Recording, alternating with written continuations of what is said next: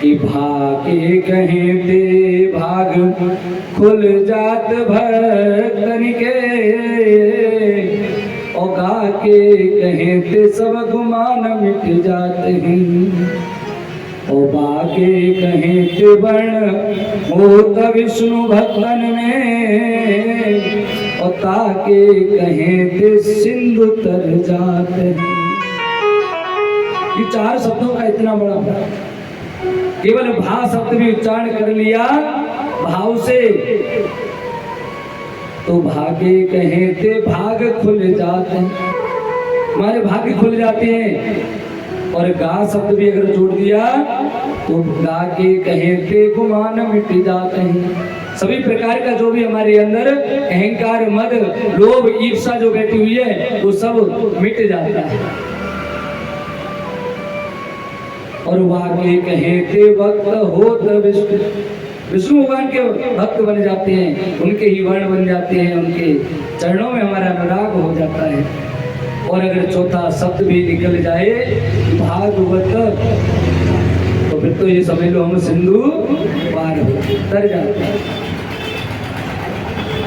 इसलिए ज्यादा न सही, ये जो भागवत कथा है ना, इसका एक आध श्लोक कल भी मैंने आपको बताया, आधा श्लोक, एक श्लोक, जितना भी श्लोक अगर इसका हम श्रवण कर लें या स्वयं इसका अध्ययन कर लें, पढ़ लें, तो निश्चित रूप से हमारे भाग्य खुल जाते हैं।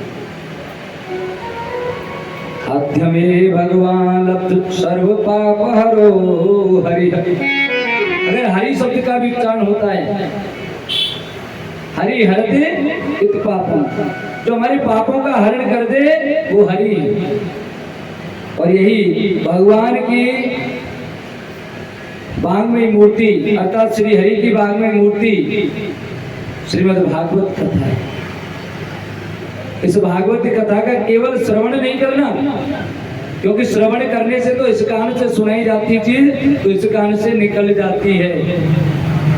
एक कान से सुनते हैं तो दूसरे कान से निकल जाती है, लेकिन जो चीज पी जाती है, जिसका पान किया जाता है, वो इतनी जल्दी निकलती नहीं है। पान करने वाली चीज इतनी जल्दी निकलती नहीं है। कहते हैं निगम कल्प तरूर गलितम फलम शुक्र मुखादमृत द्रव संयुतम पिबत भागवतम रसमालयम हो रहो रसिका भुविभाग का। ये तो भागवत रूपी जो रस है, इसका तो पान किया जाता है, इसको पिया जाता है। इस भागवत रूपी रस का पान करना, जो इसका पान कर लेते हैं, जो इसको पीते हैं, निश्चित रूप से उनका तारण हो जाता है, तर जाते हैं। ये वेद रूपी ऐसा कल्प तरु है जिसके पास आने से सुखदेव महाराज के मुख से जब ये अमृतमयी वाणी, इस रस का जो फल जो हमें प्राप्त होता है, वो निश्चित रूप से मुक्ति का पर्याय बन जाता है। इसलिए भागवत कथा में सबसे ज्यादा तो जो मुख्य बात होती है वो ये कि जब जब कीर्तन हो तब ताली बजाते हुए हमें कीर्तन करना चाहिए। ताली का अपना आप में बड़ा महत्व होता है। हमारे हाथ में जो भी कोई उल्टी सीधी रेखाएं पड़ जाती है ना, वो समस्त उल्टी रेखाएं हमारी नष्ट हो जाती है। हमारा भाग्य जागृत होने लगता है, अच्छा भाग्य जागृत हो जाता है, अच्छी रेखाएं हमारे हाथ में पड़ जाती हैं। और दूसरी बात ये है कि हाथ ताली बजाने से हमारे हाथ के ये जो पॉइंट होते हैं, इनमें एक्यूप्रेशर होता है। इस एक्यूप्रेशर के कारण हमारे शरीर के जो विभिन्न भाग होते हैं, जिनमें कहीं दर्द हो रहा होता है, वो दर्द भी बंद हो जाता है। रामदेव बाबा कहते हैं ना, योगाचार्य जी योग सिखाते हैं तो कहते हैं इन पॉइंटों को दबाना चाहिए। अगर सर में दर्द हो रहा है तो ये जो उंगली के पॉइंट होते हैं, इन पॉइंटों को कुछ समय के लिए आप दबाते रहो, 2, 4, 5 मिनट के लिए। थोड़ी देर में आपका जो सर दर्द है वो बंद हो जाएगा। अगर पेट की कोई दिक्कत है तो ये वाला जो भाग होता है, इस भाग को आप दबाइए और यहाँ थोड़ा 5 मिनट के लिए थोड़ी देर में आपके पेट का दर्द भी बंद हो जाएगा। ये एक्यूप्रेशर है। और जब ताली बजाते हैं ना तो पूरे हाथ में इस प्रकार से एक दूसरे पर दबाव बनता है, जिसके कारण हमारे शरीर के जो रोग हैं वो दूर हो जाते हैं। लकवा नहीं मारता ताली बजाने से, इसलिए हमें ताली बजाते रहना चाहिए। जब जब कीर्तन हो तब तब ताली अवश्य बजाएं। आज श्री व्यास जी महाराज श्रीमद् भागवत महापुराण कथा में लिखते हैं, जन्मादस्य तो व्याधि ततश्चर्थेष्वभिघ्नस्वराट तेने ब्रह्म हृदय आदि कवये मुहन्ति अति दूरय। अर्थात श्रीमद् भागवत महापुराण जो इसके सही अर्थों को ग्रहण करता है, जो व्यतिरेक से संसार की उत्पत्ति स्थिति और संहार का कारण है, जिनसे आदि कवि ब्रह्मा इत्यादि के लिए भी वेदों को जिन्होंने प्रकाशित किया, उनके विषय में बड़े बड़े विद्वानों ने जो मोह उत्पन्न हो गया है, उसमें तेज जल मिट्टी परस्पर आपस में एक दूसरे के साथ में होने के कारण असत्य की सृष्टि जिसकी सत्यता से सत्य जैसी लगती है, अर्थात झूठ कभी कभी बार बार अगर कोई बात बार बार कही जाए तो वो झूठ भी हमको एक सा लगता है जैसे सत्य बात है, सत्य जैसा लगने लग जाता है। लेकिन सच्चाई तो सच्चाई होती है, झूठ कभी सच नहीं हो सकता। सच जैसा लग सकता है लेकिन सच होता नहीं। बोलो श्री राधे। एक बार नैमिष क्षेत्र में शौनकादिक ऋषि बैठे हुए हैं और इन्होंने भगवान से कहा कि प्रभु, हम लोग 1000 वर्ष तक आपकी कथाओं का श्रवण करना चाहते हैं। हमको कोई ऐसा स्थान बताओ जहां बैठ करके हम आपकी कथाओं का श्रवण करें 1000 वर्ष तक। जब उस समय पर लोगों की आयु 10,000 वर्ष 1,00,000 वर्ष होती थी, और उसमें से अगर 1000 वर्ष कथाओं में निकाल दें तो कोई बुराई वाली बात नहीं है, अच्छा काम है। आजकल तो 50-60 साल की आयु, उसमें से कुछ समय तो पढ़ाई लिखाई में निकल गया, कुछ कमाने धमाने में, भगवान की कथाओं के लिए समय रहता ही नहीं। इसीलिए उन्होंने कहा कि महाराज हम कहाँ पर बैठ करके कथा सुने, ऐसा कुछ शांत क्षेत्र बताओ। तो भगवान ने अपने चक्र को भेज दिया कि जहां जाकर इसकी नेमी शांत हो जाए, अतः इसका जो तेज है वो क्षीण हो जाए, वहीं पर समझ लेना कि आपके लिए अच्छा क्षेत्र है। बदरी का आश्रम से चलता हुआ और सीधा नैमिष क्षेत्र है सीतापुर जिले में, उत्तर प्रदेश के सीतापुर जिले में नैमिष क्षेत्र है। वहाँ नैमिषारण्य, वहां पर आकर के इसका तेज क्षीण हो गया। इसलिए वहीं पर इन लोगों ने 88,000 ऋषियों ने सभी ने सूत जी महाराज से कथा का श्रवण करने का प्रण ले लिया।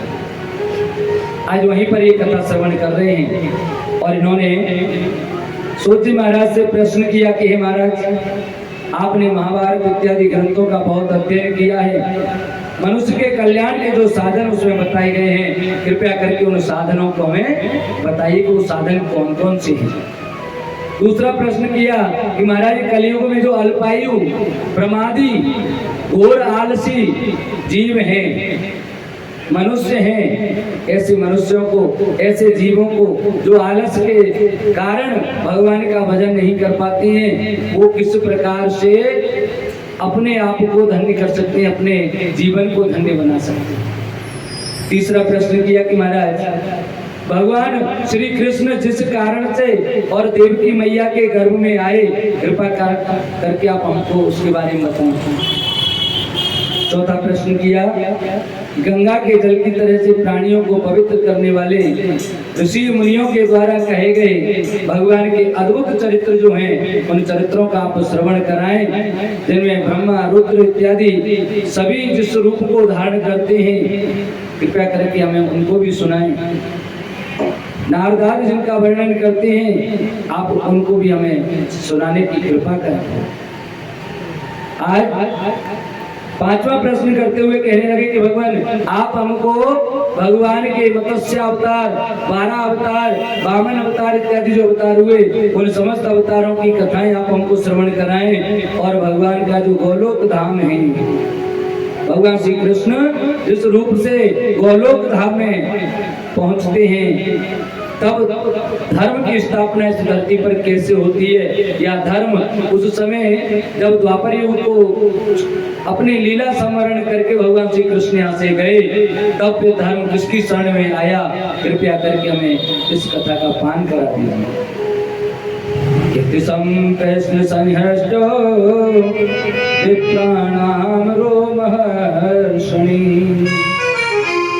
प्रतिपूज्य वचस्तेषां प्रवर्तुमो वचक्रमम्। श्री व्यास जी महाराज ऐसा सुनकर के कहने लगे कि आपने बड़े ही उत्तम प्रश्न किए, आपके इन प्रश्नों से लोगों का भला होगा, इसलिए मैं निश्चित रूप से आपके प्रश्नों का जवाब अर्थात आपके प्रश्नों का उत्तर निश्चित रूप से दूंगा। तो सूत जी महाराज कहने लगे, हे ऋषियों, नारायणं नमस्कृत्य नरं चैव नरोत्तमं देवी सरस्वती व्यासं ततो जयमुदीरयेत्। सूत जी महाराज माता सरस्वती का ध्यान करके, नारायण का ध्यान करके, और समस्त देवी माँ भगवती इत्यादि को नमस्कार करके और श्रीमद् भागवत पुराण की कथाओं का श्रवण कराने के लिए आरंभ किया। ऋषि कहने लगे, महाराज ये जो कथाएं सुनाई किस हेतु सुनाई? श्री सुखदेव जी महाराज को ये कथाएं कैसे श्रवण करने को मिली? कहने लगे, जब सुखदेव जी महाराज का जन्म हुआ तो वे सब कुछ छोड़ छाड़ करके, क्योंकि वो तो बिल्कुल कर्मों से शून्य थे, जन्म लेते ही और वन के लिए चले गए, यज्ञोपवीत धारण किया। आश्रम से जंगल की ओर जब जाने लगे तो इनके पिता व्यास जी महाराज इनके पीछे पीछे विरह से कातर होकर के, हे पुत्र ऐसा कहते हुए जब इनके पीछे पीछे चले, तब भी इन्होंने उत्तर नहीं दिया और वृक्षों के द्वारा उत्तर दिलवाया। ऐसे व्यास जी महाराज के पुत्र हैं श्री सुखदेव जी महाराज, उनको मैं प्रणाम करता हूँ, क्योंकि सुखदेव जी महाराज ही सही में हमें कथा का श्रवण कराते हैं। एक बार माता पार्वती जी ने और भगवान शंकर से कहा था, प्रभु मैंने थोड़ी सी गड़बड़ कर दी थी जब मेरा सती का अवतार हुआ, जब मैं सती रूप में थी तब मुझसे गड़बड़ हो गई थी। हम और आप दोनों कुंभज ऋषि के आश्रम से लौट करके आ रहे थे और आपने 2 राजकुमारों को प्रणाम कर दिया था जो कि जंगल में रोते हुए घूम रहे थे। मुझे बड़ा आश्चर्य हुआ था कि ये इनसे क्यों प्रणाम कर रही हैं। आपने कहा था कि ये परम ब्रह्म परमेश्वर भगवान श्री राम हैं, तो मैंने कहा ये तो राजा दशरथ के पुत्र हैं, ये राम नहीं हो सकते। जो स्त्री के विरह में घूमता हुआ फिर रहा है, क्या वो भगवान हो सकता है? मुझे ऐसा अंदर ही अंदर मेरे मन में ऐसी ग्लानि हुई। तब आपने मुझको परीक्षा लेने के लिए भेज दिया और मैंने परीक्षा लेने के लिए माता जानकी का रूप धारण कर लिया। उसके बाद आपने मेरा त्याग कर दिया था। वह शरीर तो मैंने अपनी अग्नि योगाग्नि में जलाकर के भस्म कर दिया। अब ये जो पार्वती का रूप है, प्रभु मैं चाहती हूँ कि आप मुझको भगवान श्री राम की कथाएं सुनाएं। व्यास जी महाराज कह रहे हैं स्वर्ण का ऋषि से, सूत जी महाराज कि पूछे हूँ रघुपति कथा प्रसंगा, पूछे हूँ रघुपति कथा प्रसंगा, पूछे हूँ रघुपति कथा प्रसंगा, पूछे हूँ रघुपति कथा प्रसंगा, सकल लोक जन पावन गंगा, सकल लोक जन पावन गंगा। महाराज मुझे उस कथा को सुनाइए जो कि गंगा की तरह से पवित्र है, जो संसार के समस्त पापों को दूर करने वाली है। ऐसी कथा का मुझे पान कराइए। इसको सुन करके भगवान शंकर को बड़ी प्रसन्नता हुई। आज पार्वती जी को ज्ञान हो गया कि वास्तव में भगवान राम भगवान का ही अवतार है। और भगवान की कथाओं का श्रवण कराना अपने आप में एक बड़ी बात है, लेकिन उसमें श्रोता कैसा है, उसको सुनने वाला कैसा है, ये अपने आप में और बड़ी बात है। आज कहने लगे इस संसार में जो व्यक्ति आया है उसको जाना भी है, इस संसार को अपना नहीं मानना है। इस संसार अपना नहीं है, केवल यहाँ पर एक ही सत्य है। सच्चाई क्या है? ब्रह्म सत्यम जगन मिथ्या, केवल ब्रह्म ही सत्य है, अर्थात ये संसार तो मिथ्या है, झूठ है। जो वस्तु हमको दिखाई दे रही है उनको तो नष्ट भी होना है। जो आया है सो जाएगा, राजा रंगपति। संसार में कोई भी आया हो उनको तो जाना ही है। लेकिन देखिए, सत्य जल पावक गगन समीरा, ये 5 तत्व ऐसे हैं। एक न तो हमें ढंग से दिखाई देते हैं, अंतरिक्ष का कोई पता नहीं, अंतरिक्ष कितना है, हवा दिखती नहीं है, धूप होती हुई दिखाई तो देती है, लेकिन इसे पकड़ नहीं सकते, इसको इकट्ठा नहीं किया जा सकता है। ऐसे ये कभी नष्ट नहीं होते। रूप इनका बदल सकता है लेकिन नष्ट नहीं होती। ये जो 5 तत्व हैं, ये 5 तत्व ही परमेश्वर है। हमारा शरीर इन 5 तत्वों से मिलकर के बना है। इस संसार में आने के बाद हम सोचते हैं कि शायद ये सब कुछ जितना जो दिख रहा है वो सब मेरा है, हमारा है। लेकिन हमको ऐसा नहीं सोचना चाहिए। हमें कैसे इनका व्यवहार में लाना है इनको? जैसे एक सरकारी कोई, मान लीजिए कलेक्टर है, सरकारी नौकर होता है ना, उसको गाड़ी मिल जाती है, बंगला मिल जाता है, तो उसको इस बात का पता है कि ये गाड़ी बंगले मेरे नहीं, आज मेरे पास है, जिस दिन सरकार चाहेगी उस दिन छीन लेगी। अगर ट्रांसफर भी कर दिया ना तो यहाँ के गाड़ी बंगले यहीं पड़े रह जाएंगे, दूसरी जगह जाएंगे तो वहाँ गाड़ी बंगले दूसरे मिलेंगे। ऐसे ही हमारा शरीर है। संसार में जो भी चीज हमको दिखाई दे रही वो यही सोचना चाहिए कि केवल गाड़ी बंगले जैसे हैं, यहाँ से ट्रांसफर हो गया दूसरे शरीर में पहुंच जाएंगे तो वहाँ दूसरा मिलेगा। जब तक ये है तब तक उसका उपयोग करो बस। ये मन सोचो कि हमारी, जैसे कलेक्टर की गाड़ी होती है, कलेक्टर उसका उपयोग करता है जिले में घूमने फिरने के लिए, और आकर के सरकारी गाड़ी भैया रख दो तो पहुंच कर, उस पर हमारा अधिकार कुछ नहीं है। ऐसे इस संसार में हमारा अधिकार कुछ नहीं है। बस जितना भगवान ने दिया उसका उपयोग करो, उपभोग करो, इससे ज्यादा इसको कुछ नहीं समझना चाहिए। बोली राधे राधे। श्रद्धा पूर्वा सर्वधर्मा मनोरथ फल प्रदा, श्रद्धा साध्यते सर्वं श्रद्धा तुष्यते हरि।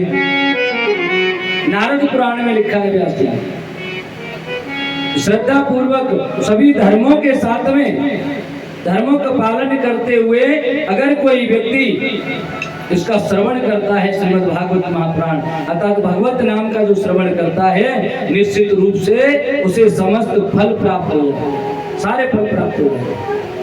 श्रद्धा साध्यते सर्वम। अगर श्रद्धा नहीं है तो हमें कोई फल प्राप्त नहीं होने वाला। रामायण में भी जब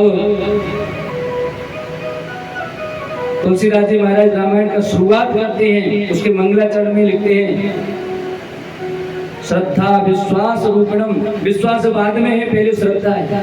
अगर किसी के प्रति श्रद्धा नहीं है तो विश्वास पैदा हो ही नहीं सकता। अगर विश्वास है तो श्रद्धा होगी, और श्रद्धा जिस चीज में होगी निश्चित रूप से मान लो वहां हमको ईश्वर की प्राप्ति भी हो जाए। हर वस्तु हमको प्राप्त हो सकती है कब? जब उसके प्रति हमें श्रद्धा हो। अच्छा एक बात बताओ, अगर आप किसी टेम्पो में बैठ करके जा रहे हैं, थ्री व्हीलर में, तो आपको ये विश्वास तो होगा कि ये ड्राइवर चाहे कितनी भी रफ ड्राइविंग करे, कितना भी उबड़ खाबड़ उस टेम्पो को चलाए, कितनी भी रेस पर चलाए, आपको ये विश्वास है कि हमको सुरक्षित हमारे स्थान तक पहुंचा देगा। विश्वास तो हो सकता है, लेकिन क्या उस व्यक्ति में आपकी श्रद्धा होगी? उसमें श्रद्धा नहीं जागृत हो सकती है। हम ये नहीं कहेंगे उतर करके कि भैया आपको धन्यवाद, आपने हमको इस स्थान तक सुरक्षित पहुंचा दिया, आपने 50 रुपए मांगे थे 60 ले लो। देंगे क्या? अगर 50 मांगे होंगे, रफ ड्राइविंग करेगा तो उतरते कहेंगे तूने तो मार दो, हो तो हमने दे रहे पैसा है? कितनी रफ ड्राइविंग करके लाया। श्रद्धा नहीं हो सकती, विश्वास तो हो सकता है, लेकिन जिसमें श्रद्धा होती है तो हमको सारी चीजें, सारी वस्तुएं, हमको सारे फल प्राप्त हो जाते हैं। श्रद्धा तुष्यते हरि, अगर श्रद्धा है भगवान में तो निश्चित रूप से श्री हरि हमको तुष्य कर देते हैं, अर्थात हमारी सारी मनोकामनाएं पूर्ण कर देते हैं। भगवान प्रसन्न हो जाते हैं, श्रद्धा से ही भगवान प्रसन्न होते हैं। वासुदेव परा वेदा, वासुदेव परा मखा, वासुदेव परा योगा, वासुदेव परा क्रिया, सब वेद प्रधान रूप है। भगवान वासुदेव इसी से सबको प्राप्त होते हैं, सब इनके गुण गाते हैं। योग शास्त्रों में भी अध्ययन करने के लिए वासुदेव भगवान श्री कृष्ण ही है, इन्होंने ही योग शास्त्र का निरूपण किया है। गीता के एक एक अध्याय आते हैं, पूरा अध्याय है योग शास्त्र, सांख्य शास्त्र, भक्ति शास्त्र, एक एक अध्याय पूरा पूरा भगवान ने वहाँ योग सिखाया है अर्जुन को। उसके माध्यम से हम सबको ये ज्ञान दिया है, इसलिए वासुदेव ही हैं। धर्म शास्त्र भी भगवान के आनंद रूप में ही है। ज्ञान तप इत्यादि जितनी भी क्रियाएं होती हैं वो सब भगवत स्वरूप होती है। इसीलिए इस संसार में जो शरीर बनते हैं 4 प्रकार के होते हैं। पहला शरीर बनता है अंडे से, जिसको हम अंडज कहते हैं, जिनमें पशु, ये जो पक्षी जो हैं, जितने पक्षी अंडे देते हैं, छिपकली है, सर्प हैं, ये जो अंडे देते हैं, जो अंडे में से जन्म लेता है वो अंडज कहलाता है। अंडे को फोड़ करके जो पैदा होते हैं। दूसरे प्रकार के होते हैं स्वेदज, पसीने से बनने वाले, जैसे जूं इत्यादि हैं, जुएं हो जाते हैं ना, ये पसीने से पैदा होते हैं। चाहे वो गाय भैंस या मनुष्य किसी में भी पड़े, जो जुएं से पैदा होते हैं वो स्वेदज कहलाते हैं। स्वेद कहते हैं पसीने, स्वेदज कहलाए। तीसरे प्रकार के होते हैं जरायुज, जो कि झिल्ली में लिपटा हुआ होता है, जिनमें मनुष्य भी आते हैं, पशु पक्षी आते हैं, पशु भी आते हैं। पशुओं के जो बच्चे होते हैं वो एक झिल्ली में लिपटे हुए होते हैं, ये कहलाते हैं जरायुज। और चौथे होते हैं उद्भिज, जो पृथ्वी को फोड़ करके पृथ्वी में से अंकुरित होकर के ऊपर निकलते हैं। जैसे पेड़ पौधे होते हैं, बीज हम धरती पर डालते हैं और वो धरती को फाड़ करके पैदा हो जाते हैं, उन्हें कहते हैं उद्भिज। 4 प्रकार के ऐसे जीवों का उत्पन्न होता है। और श्रुति महाराज आगे कहने लगी, ये ही भगवान के देवता ब्रह्मा इंद्र इत्यादि तिर्यक योनियां, मत्स्य कच्छप मनुष्य इत्यादि योनियों में, सभी में राम कृष्ण भगवान इत्यादि रूपों में भगवान जन्म लेते हैं, अवतरित होते हैं। ऐसे ईश्वर इस संसार में सबको सब कुछ मिल जाए ये संभव नहीं है। सबको सब कुछ मिल जाए संभव नहीं है। थोड़ा थोड़ा सबको बहुत कुछ दिया है भगवान ने। एक व्यक्ति सामने बैठा हुआ सोचता है कि मेरे पास घड़ी नहीं है, व्यास जी के पास में घड़ी है, मेरे पास घड़ी नहीं है। और देखो कैसी विडंबना है। उस समय पूर्व हमारे जो बुजुर्ग लोग हुआ करते थे वो कहते थे कोई पूछता कि क्या समय हो गया तो अंदाजा लगा लेते थे कि सूर्य इतना ढल गया या इतना चढ़ गया, उसके हिसाब से बता देते कि लगभग इतने बज गए, और लगभग उनका समय 10-20 मिनट इधर उधर होता नहीं तो फिक्स बैठता था, टाइम फिक्स होता था। उस समय घड़ी किसी किसी के पास होती थी, लेकिन समय सबके पास होता था। बोल दिया कि आपके पास समय है, हाँ भैया है, क्या करना है, बैठ के भागवत सुननी है, रामायण सुनना है, कथा करनी है, कुछ भी करना है। बस किसी के यहाँ अगर शादी समारोह में भी गए तो 5-4 दिन तो कम से कम रह के आते हैं। समय पहले सबके पास था, घड़ी किसी किसी के पास थी। आज घड़ियां हर किसी के पास है, लेकिन समय किसी के पास नहीं। घड़ी हर किसी के पास है, समय किसी के पास नहीं। बोलो श्री राधे, जोर से बोलो राधे राधे। हाँ, इस संसार में सुखी कौन? मैं तो जहां भी जाता हूँ ना, ज्यादातर दुखिया लोग मिलते हैं, कोई सुखी नहीं मिलता।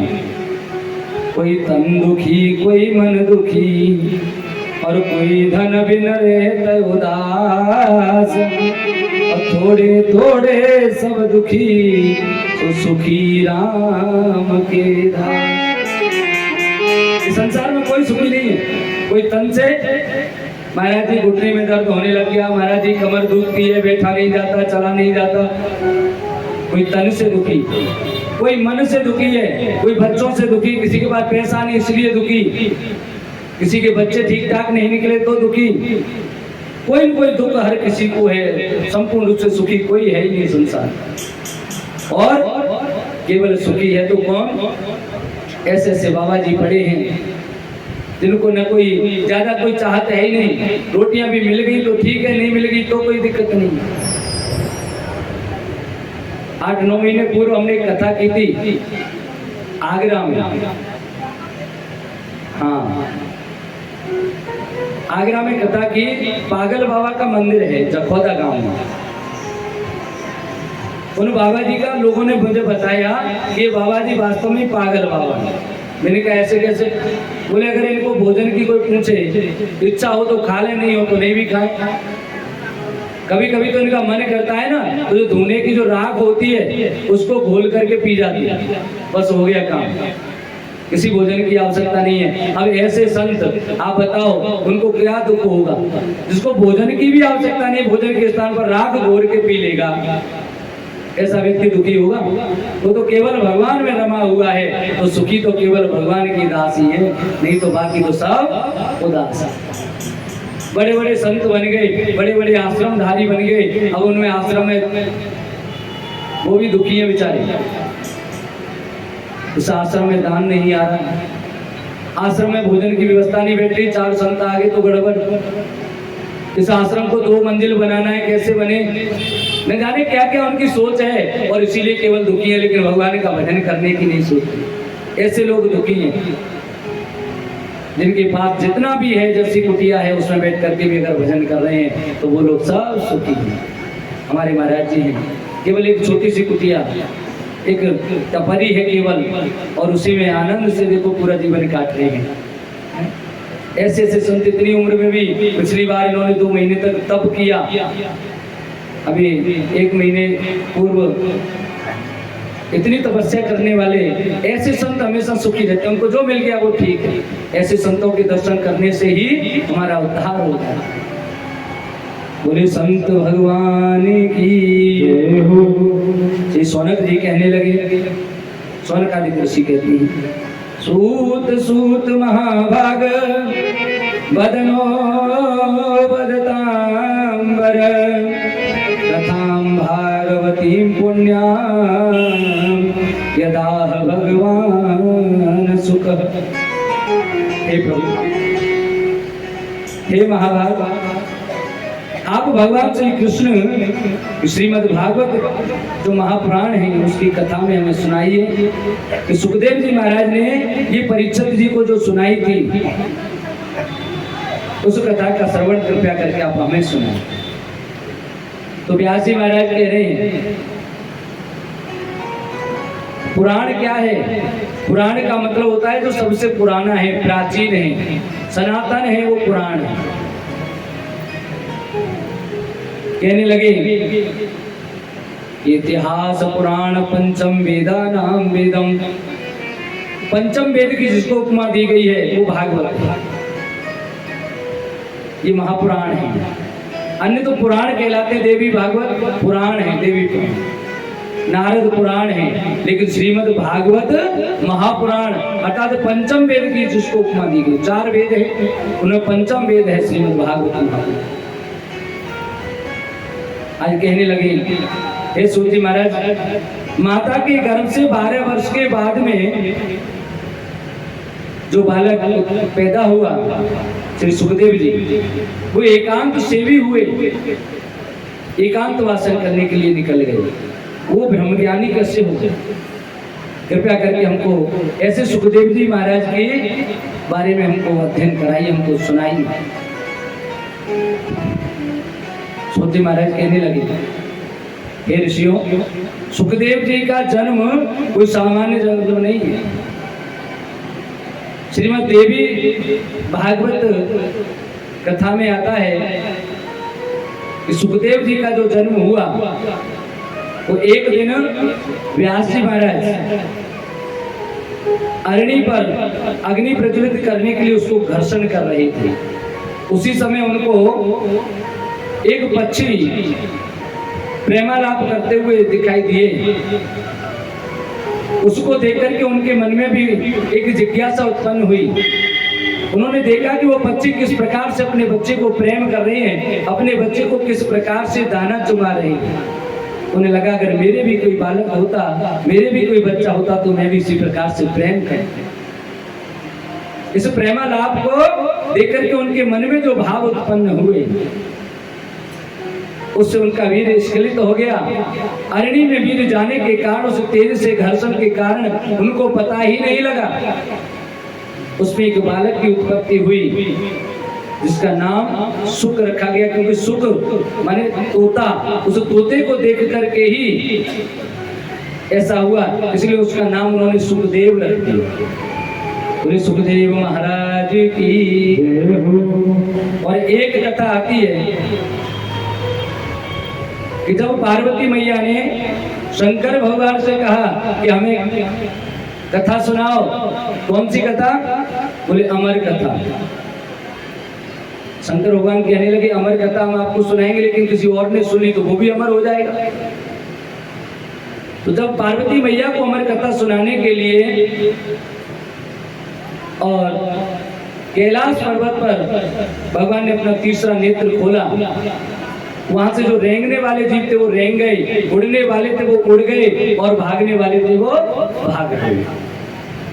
लेकिन जो अंडे होते हैं ना, न तो वो दौड़ सकते, ना उड़ सकते, ना भाग सकते, ना कुछ भी, इसलिए वो कोटर में ही रखे रहते। ऐसा कहा जाता है ये जो अंडा था वो राधा रानी और श्री कृष्ण सुख का रूप लेकर के और यहाँ विहार कर रहे थे, ये उनका ही अंडा था। अब ये तो उड़ गए उस समय वहां से। इसी पेड़ के नीचे बैठ करके जब भगवान शंकर ने जो अमर कथा सुनाई, ये अमर कथा क्या है? भगवान श्री राम की जो कथा है वही अमर कथा। ये अमर कथा जब सुनाई है तो माता को बीच में नींद आ गई। माँ पार्वती तो सो गई। उधर वो जो अंडा था वो उस गर्मी पाकर के, गर्माहट के कारण जल्दी पक गया, उसमें से बच्चा उत्पन्न हो गया। उसने देखा अगर मैया सो गई तो मेरा तो काम गलत खराब हो जाएगा, मैं पूरी कथा नहीं सुन पाऊंगा, इसलिए वो स्वयं हुंकारा भरने लग गया। बोले बाल कृष्ण भगवान की जय हो। ऐसी भागवत कथा या ऐसी राम चर्चा में भी जो व्यक्ति सो जाए वो तो अधूरा ही रह जाएगा। हाँ, आज ये सुख तो तोता है वो वहां हुंका दे रहा है, हुंकारा भर रहा है। जब कथा पूरी हुई, शंकर भगवान ने पूछा पार्वती जी आपने कथा कहाँ तक सुनी? मैया ने कहा प्रभु हमने तो बस इतने अध्याय तक सुनी, उसके बाद सो गए, नींद लग गई थी। बोले ये हुंकारा किसने भरा? बोले आप ही देख लो। जब आंखें खोल करके देखा तो पता लगा कि सुआ बैठा हुआ ऊपर। उस सुए के पीछे भगवान आज दौड़ रहे हैं उसको मारने के लिए। सज्जनों एक बात बताओ, क्या हम और आप सब लोग भगवान शंकर से ज्यादा होशियार हैं कि शंकर भगवान होशियार थे? हैं? शंकर भगवान होशियार थे ना, वो तो सब जानकार थे। क्या उनको ये नहीं पता था कि जिस सुख ने अमर कथा सुन ली वो तो अमर हो गया, और अमर व्यक्ति को मारने के लिए उसके पीछे दौड़ रहे हैं? ऐसा गलत काम भगवान कर सकते हैं? जानते हुए कि ये मरेगा नहीं और फिर भी उसको मारने के लिए उसके पीछे भाग रहे हैं? संभव था? भगवान ऐसा गलत काम कभी कर ही नहीं सकते। तो मरेगा नहीं, उसको मारने के लिए भगवान क्यों जाएंगे? लेकिन भगवान को कार्य कुछ और कराना था। उनको पता था कि अभी अमर तो हो गया, लेकिन अगर इस रूप में रहा तो मेरे किसी काम का है नहीं, इसलिए इसको ऐसे रूप में लेकर के आओ जिससे हमारे काम का हो जाए। कई बार कुछ व्यक्ति किसी काम के नहीं होते फिर भी बहुत बड़े काम के हो जाते हैं। काम लेना आना चाहिए, काम कराने की अपने पर टैक्ट होना चाहिए, अपनी योग्यता होनी चाहिए कि हम व्यक्ति से कैसे काम निकाल सकते हैं।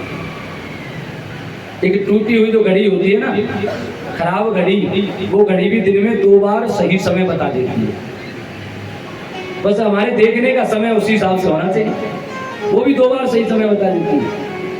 ऐसे ही उन्होंने कहा कि इस व्यक्ति को या इस जीव को मुझे अपने किसी काम के लायक बनाना है, और वो उनके पीछे त्रिशूल लेकर के दौड़ रहे हैं। सुखदेव जी आगे आगे उड़ते हुए जा रहे हैं।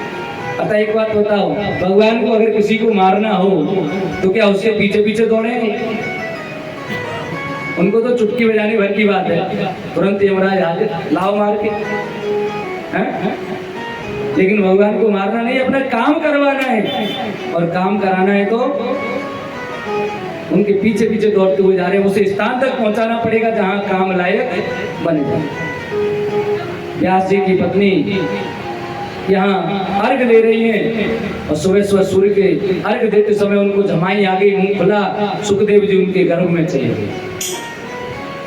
शंकर भगवान बाहर से कहने लगे बाहर आ जाओ। अंदर से सुखदेव जी कह रहे मैं ना आया, आप मार दोगे, मरने के लिए कौन आए? योगी बाबा ने ऐसा चक्कर चला दिया है कि जो जेल में बंद जो कैदी है ना, वो भी ये कहते हैं हमें तो जेल में ही बने रहने दो, बाहर हम ना जाएंगे। क्यों? एनकाउंटर हो जाएगा। एनकाउंटर मरने से अच्छा है जेल में जिंदे तो हैं। ऐसे सुखदेव जी कह रहे हैं कि घर में कम से कम है तो सही, बाहर आए तो आप मार दोगे, हम नहीं आ रहे बात। शंकर भगवान बहुत देर तक इंतजार किया। व्यास जी आए, उनसे कहा कि मेरा चोर आपकी पत्नी के घर में है। व्यास जी कहने लगे कोई बात नहीं है, जब बच्चा बाहर आएगा तो हम आपको सौंप देंगे।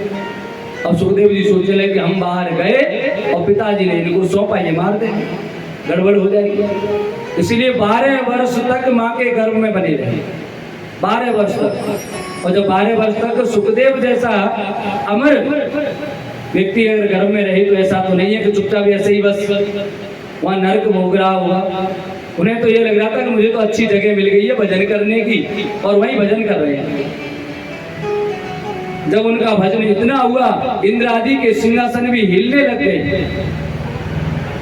इंद्र जैसे देवता भी उनके मारे कांपने लगे, पूरा अखिल विश्व उनकी उस तपस्या से जलने लगा। तो सबने आकर के भगवान से कहा हे केशव, हे नारायण, आप ही इससे बचा सकते हैं क्योंकि आपके भक्त हैं। नारायण स्वयं आकर के कहने लगे सुखदेव आप बाहर आइए। सुखदेव कहने लगे तो पहले हमें वचन भर दो। बोले क्या? बोले वचन आपको हमें ये देना पड़ेगा कि आपकी माया हमसे दूर रहेगी, माया हमारे पास नहीं आनी चाहिए। भगवान कहने लगे चलो ठीक है, आपको हमारी माया नहीं व्यापेगी। सुखदेव जी 12 वर्ष बाद बाहर आए और चल दिए वहां से। व्यास जी महाराज पीछे पीछे चले जा रहे हैं। एक कुंड पर कुछ स्त्रियां स्नान कर रही हैं निर्वस्त्र। जब सुखदेव जी निकल के गए तो उन्होंने अपने अंगों को नहीं ढांका, निकल गए। लेकिन जैसे ही व्यास जी पीछे से आए, इन्होंने अपने अंगों को ढांकना शुरू कर दिया। व्यास जी कहने लगे आप कितने निर्लज्ज हो। बोले कैसे? अभी मेरा बालक निकल करके गया यहाँ से, जो तरुण है, आपको शर्म नहीं आई उससे? बोले महाराज नहीं, उनको तो ये ज्ञान ही नहीं था कि स्त्री क्या होती है और पुरुष क्या होता है। उनको स्त्री पुरुष का ज्ञान नहीं था, तो उनसे कैसी शर्म। और आपको तो स्त्री पुरुष का ज्ञान है, इसलिए आपसे शर्म करना लाजमी है। व्यास जी लौट करके आगे अपने तो शिष्य भेज दिए, जाओ मेरे पुत्र को वन में से लेकर के आओ। शिष्यों ने जाकर के सुखदेव के सामने सस्वर पाठ सुनाया भागवत के श्लोकों का। सुखदेव कहने लगे, जिसके पास ऐसे सुंदर सुंदर श्लोक हैं, किसने ये सुंदर इतने सुंदर श्लोक किसने रचना की, वो हमें और सुनाओ। उस शिष्य कहने लगे, हमारे गुरु जी के पास तो 18,000 श्लोक हैं ऐसे ही ऐसे। सुखदेव जी कहने लगे, फिर तो हमें आप उनके पास ले चलो। व्यास जी के पास आए और वहां आकर के व्यास जी धन्य धन्य कहने लगे, धन्य हो गए, चलो मेरा बालक लौट करके आ गया। और उनको भागवत कथा का श्रवण कराते। कहते हैं कि तीर्थ नाए एक फल और संत मिले फल चार, सतगुरु मिले अनेक फल तो कहें कबीर विचार। कबीरदास जी भी कहते हैं, संतों के मिलने से हमारा जीवन धन्य हो जाता है। सतगुरु मिल जाए तो कहना ही क्या है, सतगुरु की महिमा तो अपरंपार है। ऐसे सतगुरु का मिलना बड़ा दुर्लभ होता है, लेकिन अगर मिल जाए तो कहना ही क्या। आज बरहा पीठम नटवरः बपुः कर्णयो कर्णिकारं विभद्रवासं कनककपिशं वैजयन्ती च मालाम्। ऐसे वैजयंती माला धारण किए हुए पीताम्बरधारी भगवान श्री कृष्ण, इनकी अनोखी झांकी का आज अनुपम दृश्य देखते हैं। और ऐसी अलौकिक छवि का अनुभव करके आज सुखदेव जी भी अपने आप में बड़े आनंदित होते हैं और 18,000 श्लोकों का अध्ययन करके अपने गुरु जी से दूसरों को ये ज्ञान देने के लायक बन जाते हैं। आज बांके बिहारी जी की कृपा से श्री सुखदेव जी महाराज इधर में महाराज परीक्षित को कथा सुना रहे हैं। नारद जी इस जन्म में क्या है, नारद हैं, लेकिन इनका जो पूर्व जन्म था, निज निज मुख सबहि बखानी, सबने नारद जी महाराज और जिनके साथ में ऐसा कार्य हुआ जो पूर्व जन्म में कुछ और थे, लेकिन अगले जन्म में संतों की संगति प्राप्त करके जिनका जीवन धन्य हो गया, ये सत्संगति का प्रभाव है। तो नारद जी स्वयं कह रहे हैं, अहम पुरातीत भवे भयम मुने दास्यास्तु कश्चाश्चन वीरवादिनाम्। पूर्व जन्म में मैं स्वयं वेदमती, मेरी वेदवादी जो ब्राह्मण होते हैं उनकी एक दासी थी, वो मेरी मैया थी। उनके घर पर मैं पैदा हुआ। मेरी मैया उन ब्राह्मणों की सेवा किया करती थी, मैं भी उनके साथ जाता, मैं भी सेवा करता। एक बार चतुर्मास करने के लिए कुछ संत जन वहां ठहर गए, उन संतों की सेवा मेरी मैया ने की। मैं भी उन संतों का उचित छूटन खा लिया करता था और उस छूटन के खाने से मेरा भी उद्धार हो गया, मेरा भी मन भगवान की तरफ लगने लगा। और जब ये संत वहां से चलने लगे तो नारद जी भी उनके साथ चलने लगे। संतों ने कहा, आप कहाँ जा रहे हो? बोले, मुझे अब तो भगवान का ही भजन करना है। उन्होंने कहा कि जब तक माता पिता घर में हो तब तक आपका जाना बहुत गलत है। नारद जी कहने लगे, अब तो अच्छा एक बात होता, कोई बच्चा अपनी माँ के बारे में सोचेगा कि मेरी मैया मर जाए? कोई नहीं सोचता, लेकिन नारद जी महाराज सोच रहे हैं कि मेरी मैया जल्दी से जल्दी मर जाए।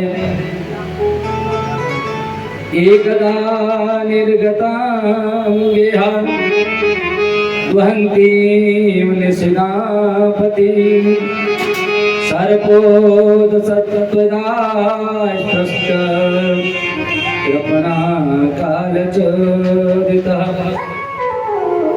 एक बार जब मेरी माँ गाय का दूध दुहने के लिए गई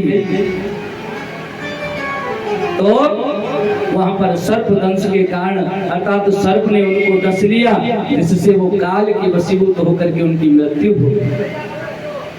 और मैं उत्तर दिशा की ओर जंगल की तरफ भक्ति युक्त चित्त से भगवान का ध्यान करता हुआ जब गया, मेरी आंखों में आंसू भर आए और भगवान की छवि धीरे धीरे मेरे हृदय में प्रकट होने लगी। कभी अदृश्य हो जाती है, मैं उस समय अमृतमयी